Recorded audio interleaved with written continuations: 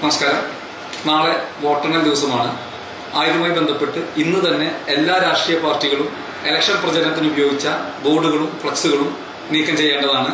ആ കാര്യത്തിന് പോലീസിന്റെ ഭാഗത്തുനിന്ന് ഒരു തരത്തിലുള്ള വിട്ടുവീഴ്ചയും ഉണ്ടായിരിക്കുന്നതല്ല. അതുകൂടാതെ നാളെ 6 മണി വരെ മാത്രമേ ആഹ്ലാദ പ്രകടനം നടത്തുവാൻ സമയം അനുവദിച്ചിട്ടുള്ളൂ. ആ സമയത്തിനുള്ളിൽ തന്നെ എല്ലാ രാഷ്ട്രീയ പാർട്ടികളും അവരുടെ ആഹ്ലാദ പ്രകടനങ്ങൾ പൂർത്തിയാക്കേണ്ടതാണ്.